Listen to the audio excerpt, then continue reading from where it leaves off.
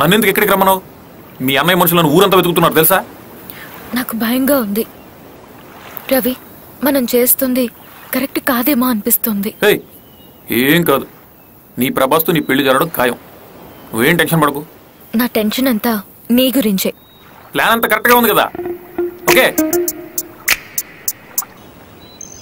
రవి, మనం చేస్తుంది కరెక్ట్ కాదేమో అనిపిస్తుంది.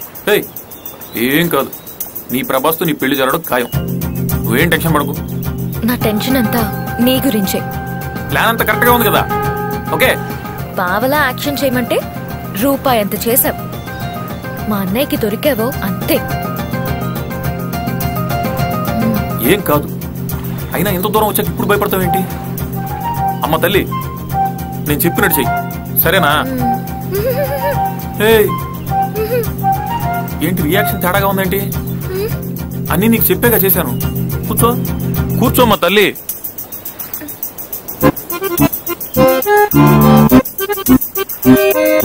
క్లియర్ గా చెప్తాను, క్లారిటీతో విను. నేను పెళ్ళొద్దని పారిపోయాను కాబట్టి ఆ బాధలో నువ్వు సూసైడ్ నోట్ రాసి ఇంట్లోంచి పారిపో. మీ అన్నయ్యకి నీ మీద కోపం కన్నా సింపతి ఎక్కువ వస్తుంది. ఎందుకంటే తను కుదిర్చిన పెళ్లి కాబట్టి. నువ్వు వెళ్ళి నీ లవర్ని పెళ్లి చేసుకుని తిరిగి ఇంటికి రా. అన్నయ్య నేను సూసైడ్ చేసుకోకపోతే కాపాడింది ఇతనే, నువ్వు కుదిర్చిన ముహూర్తానికి ఇతను నేను పెళ్లి చేసుకున్నాను కాళ్ళ మీద పడిపో. Problem solve. నీ లవర్తో నీకు పెళ్లి అయిపోతుంది. ఆ తర్వాత నేను హైదరాబాద్ వెళ్ళిపోతాను. నెక్స్ట్ రాము గారి సినిమా వంగవీటి, మనమే హీరో. నా అన్న గురించి నీకు తెలీదు. నువ్వు చేసిన ఓవర్ యాక్షన్ కి ఎక్కడున్నా వెతికి చంపేస్తాడు. అయితే నేనే మీ అన్నయ్య దగ్గరికి వెళ్తాను. ఎలా? నువ్వు ఎక్కువ ఆలోచించుకో, ఆ పని నేను చేస్తాను. నువ్వు త్వరగా ఇంటికి వెళ్ళి, లేకపోతే నీ మీద డౌట్ వస్తుంది. ఓ ఎందుకు పెళ్లిలోంచి పారిపోయావని అడిగితే ఏం చెప్తావు? పొంగు దడిస్తే తెలియని కోకంతా దడిస్తే చలే ఉంది. దానికి నా దగ్గర ప్లాన్ ఉంది. ఏంటది? చెప్పర్లే, తెర మీద చూడు. ఏదో చెయ్యి. నేను ఇచ్చిన కొత్త సిమ్ వాడు, ఆ పాత సిమ్ పడేయి. సరే.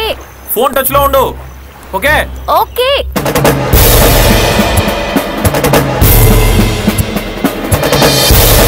ప్రాబ్లమ్స్ అన్ని అమ్మాయిల వల్లే రావు, కానీ ప్రతి ప్రాబ్లం వెనక ఒక అమ్మాయి ఉంటుంది. మన ప్రభాస్ వెనక కూడా ఓ అనుష్క ఉంది. యాక్షన్. మరణం. ఏది మరణం? మన గుండె ధైర్యం కన్నా శత్రువు బలగం పెద్దదనుకోవడం మరణం. రణరంగంలో చావకుండా పిరికితనంతో ప్రాణాలతో బతికుండడం మరణం. మన తల్లిని అవమానించిన వాడు మన కళ్ళ ముందే నిలబడి నవ్వుతూ దిగ చూస్తుంటే వాడి తల తెగనరికి ఆ తల్లి పాదాల కింద పాతకుండా వెన్ను చూపి పారిపోవడం మరణం. ఆ మరణాన్ని చేయించడానికి నేను వెళ్తున్నాను. నా తల్లిని, నా నేలని ఏ నీచుడు నికృష్టుడు ముట్టుకోలేడని రొమ్ము చీల్చి నెత్తురు తాగి చెప్పడానికి వెళ్తున్నాను. నాతో వచ్చేదెవరు? నేను. నాతో చచ్చేదెవరు? నేను.